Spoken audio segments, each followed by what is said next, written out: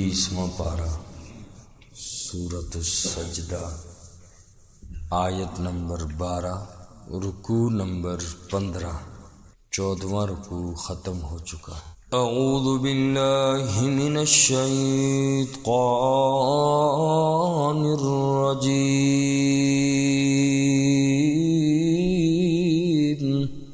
بسم اللہ الرحمن الرحیم۔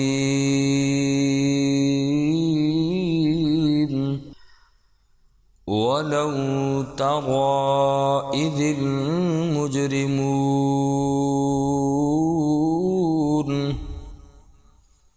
اور اگر آپ دیکھیں جس وقت مجرم لوگوں نے ناکسوا رؤوسہم، جھکائے ہوئے ہوں گے اپنے سروں کو، عند ربہم، اپنے رب کے سامنے، ربنا ابصرنا، کہیں گے اے ہمارے رب ہم نے دیکھ لیا، وسمعنا، اور ہم نے سن لیا، فرجعنا نعمل صالحا، پس ہمیں لٹا دے ہم نیک اعمال کریں، انا موقنون،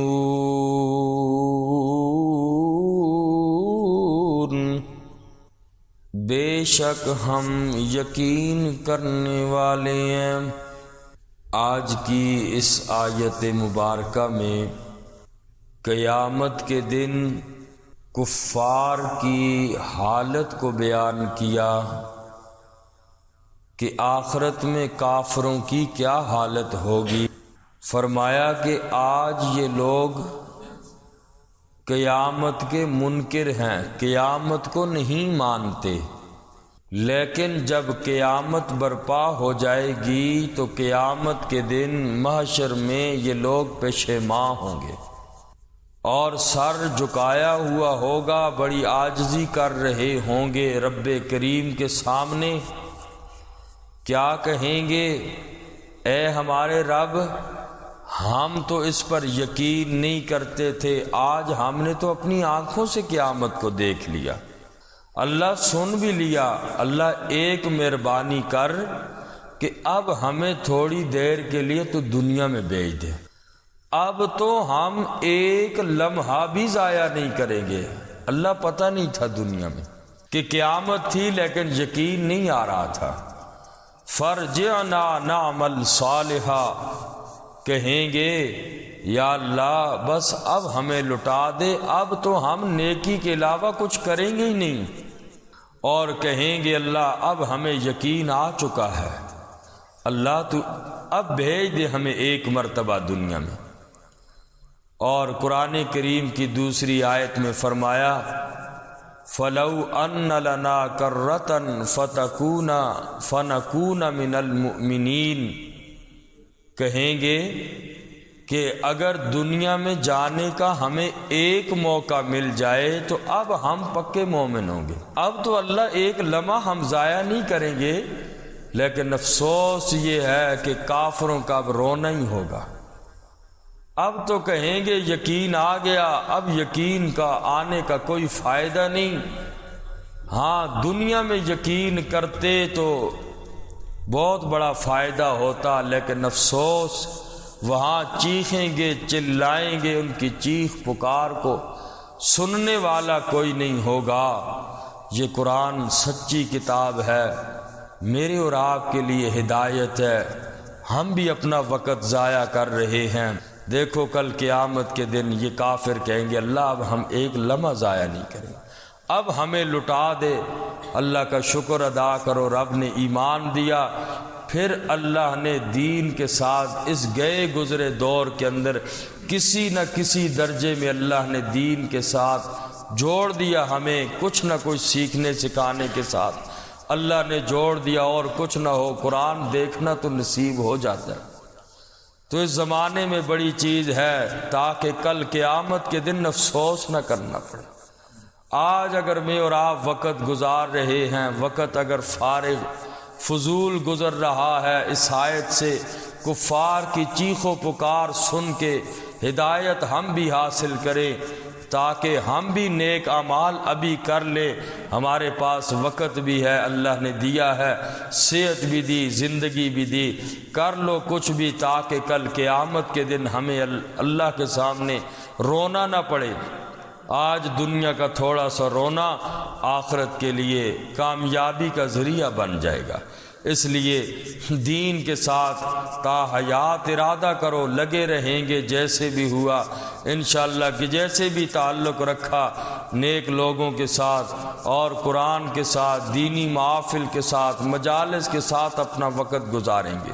فرمایا وَلَوْ تَرَىٰ إِذِ الْمُجْرِمُونَ نَاكِسُو رُؤُوسِهِمْ، اگر آپ دیکھیں جس وقت مجرم لوگ جھکائے ہوئے ہوں گے اپنے سروں کو، عند ربہم، اپنے رب کے یہاں، کیا کہیں گے؟ ربنا ابصرنا، اے ہمارے ربا ہم نے دیکھ لیا، وسمعنا، اور ہم نے سن لیا، فرجنا نعمل صالحا، پس ہمیں لٹا دے دنیا میں تاکہ ہم نیک اعمال کریں۔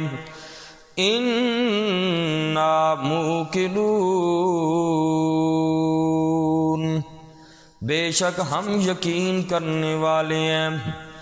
وَلَوْ شِئْنَا لَآتَيْنَا، اور اگر ہم چاہیں البتہ دے دیں کُلَّ نَفْسٍ ہُدَاهَا، ہر نفس کو اس کی ہدایت، وَلَٰكِنْ حَقَّ الْقَوْلُ مِنِّي، اور لیکن لازم ہو چکی ہے بات میری طرف سے، لَأَمْلَأَنَّ جَهَنَّمَ، میں ضرور بھر دوں گا جہنم کو، من الجنت والناس اجمعین، جنات اور سارے انسانوں کو، جنات اور والناس انسانوں کو، اجمعین سب کے سب کو۔ اللہ پاک نے فرمایا کہ اگر ہم چاہیں تو سب کو ہدایت دے سکتے ہیں، سب کو ہدایت پر مجبور کر سکتے ہیں۔ ان لوگوں سے، جنات اور انسان سے میں اللہ برائی کا مادہ ہی ختم کر دوں۔ جیسے اللہ نے فرشتوں کو معصوم بنایا، ان کے اندر کوئی خواہشات رکھی نہیں، اللہ فرماتے ہیں میں چاہتا تو سارے انسانوں کو ہدایت دے سکتا ہوں، مجبور کر کے سب سے برائی کا مادہ ختم کروں تو سارے ہدایت والے۔ ایسا رب کر سکتا ہے، لیکن پھر امتحان مقصود ختم ہو جاتا ہے۔ امتحان لینا، اصل تو انسان دنیا میں امتحان دے رہا ہے۔ ہم دن رات جو گزار رہے ہیں یہی سمجھے کہ امتحانی حال میں بیٹھے ہوئے ہیں، ایک ایک چیز نوٹ ہو رہی ہے۔ فرمایا کہ اگر مجبوراً سب کو میں ہدایت دے دیتا تو دے سکتا تھا، پھر انسان کے امتحان ختم ہو جاتا ہے۔ اللہ نے دنیا میں انسان کو بھیج کے اختیار دے دیا، فمن شاء فلیؤمن ومن شاء فلیکفر، جس کی مرضی ہے چاہے ایمان والا بن جائے، جس کی مرضی ہے کافر بن جائے۔ جو پاس ہو گیا تو جنت ہے، جو ناکام ہوا تو جہنم ہے۔ فرمایا لیکن میری طرف سے بھی حق بات یہ ہے کہ میں جنوں اور انسانوں میں سے ان کو بھی جہنم کو بھی میں نے بھرنا ہے۔ جو شرک اور کفر کے راستے پہ چلیں گے وہ جہنم میں جائیں گے، جو میری بات سنیں گے میں اللہ ان کو جنت میں ڈالوں گا۔ اگلی آیت پاک میں فرمایا کہ اب یہ دنیا میں تو پچھلی آیت میں جو فرمایا کہیں گے یا اللہ اب ہمیں دنیا میں واپس کر دے، لیکن اب دنیا میں واپس کرنا نہیں ہے۔ اللہ فرمائیں گے فَذُوقُوا بِمَا نَسِيتُمْ لِقَاءَ يَوْمِكُمْ هَٰذَا، فَذُوقُوا پس چکھو، بِمَا نَسِيتُمْ اس کا مزہ جو تم نے بلا دیا، لقاء یومکم ھذا، اپنے اس دن کی ملاقات کو تم نے بلا دیا، تو آج دنیا میں تم واپس نہیں جا سکتے، دنیا میں قیامت کو بھول گئے۔ انا نسیناکم، بے شک ہم نے بھی تم کو بلا دیا، وذوقوا عذاب الخلد، اور چکھو ہمیشہ کا عذاب، بما کنتم تعملون، اس کے بدلے جو تم عمل کرتے تھے۔ انما یؤمن بآیاتنا،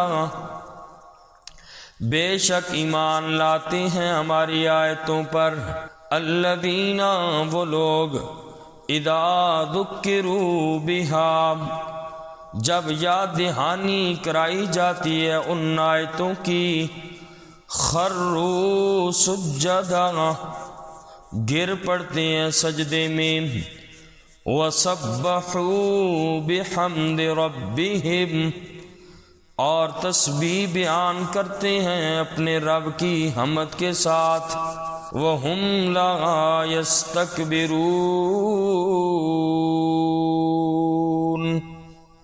اور وہ لوگ تکبر نہیں کرتے۔ اس آیت مبارکہ میں فرمایا کہ بے شک وہ آدمی جو ہماری آیتوں پر ایمان لاتے ہیں اور جب ان کو قرآن کی آیتیں پڑھ کر سنائی جاتی ہیں، یاد دہانی کروائی جاتی ہے، تو فوراً اللہ کی طرف رجوع کرنے لگ جاتے ہیں۔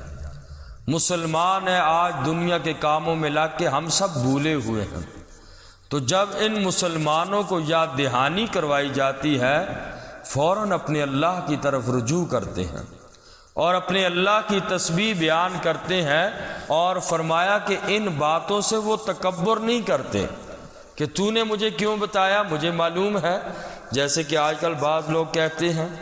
تو بہرحال یہ آیت مبارکہ سجدے والی آیت ہے، جس نے بھی سنا سب پہ سجدہ تلاوت واجب ہو چکا ہے۔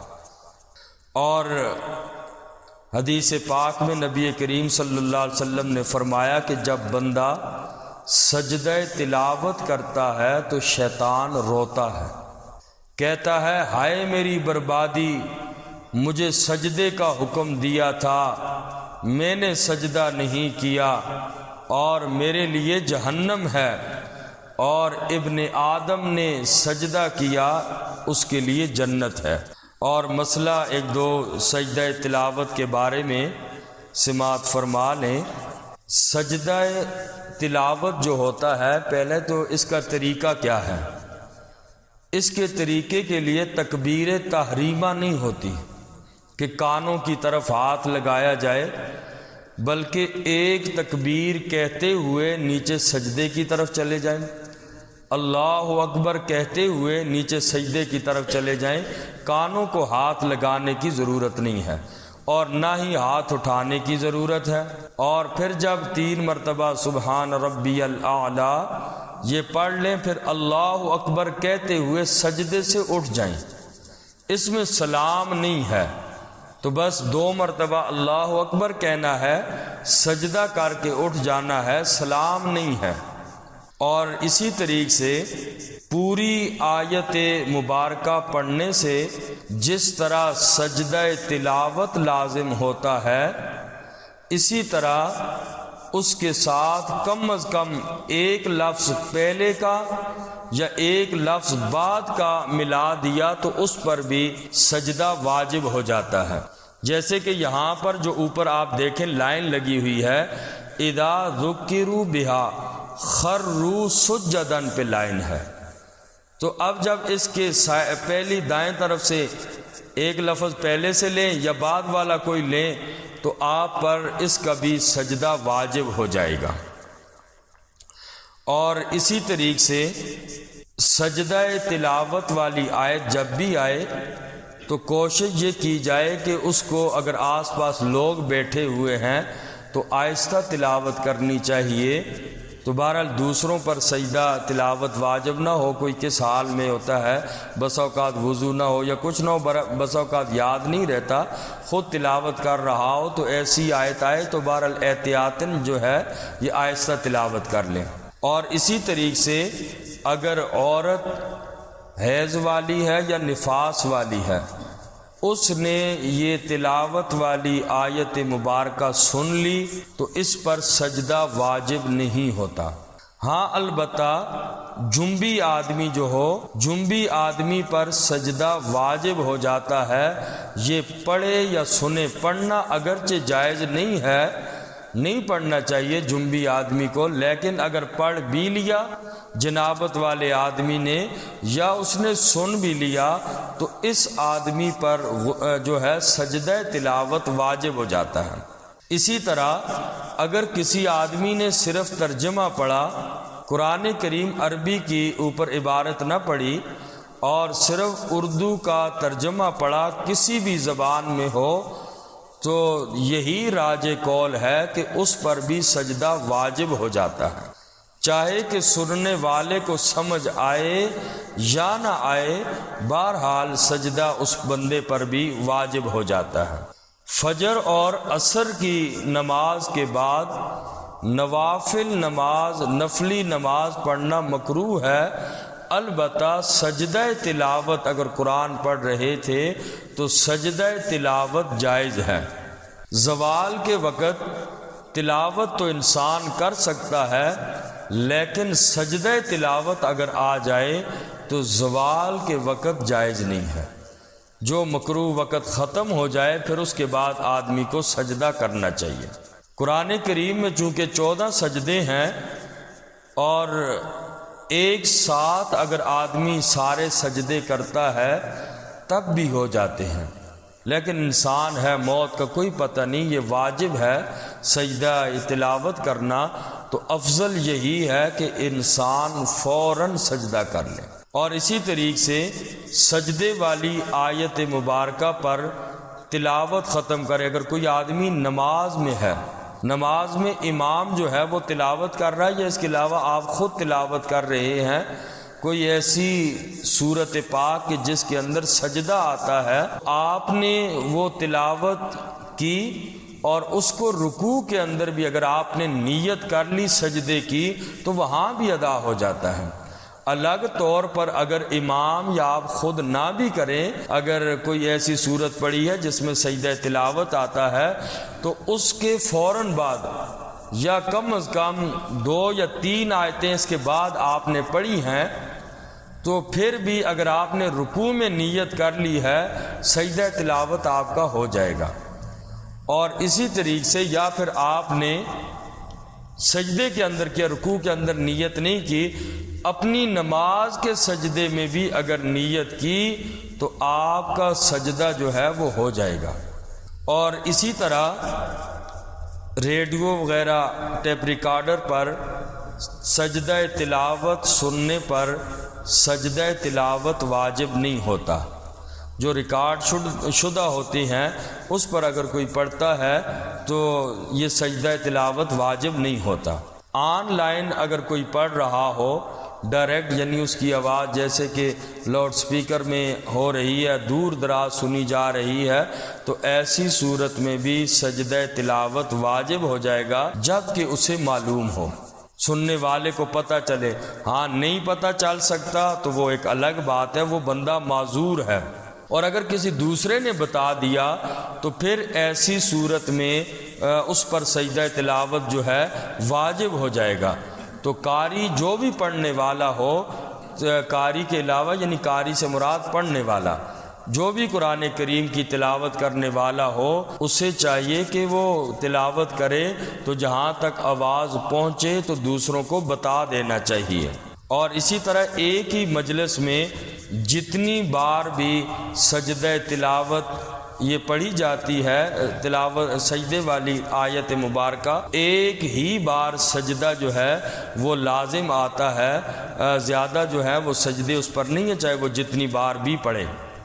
اللہ تعالی ہم سب کو عمل کی توفیق نصیب فرمائے۔ الحمدللہ رب العالمین ربنا تقبل منا انک انت السمیع العلیم وتب علینا انک انت التواب الرحیم برحمتک یا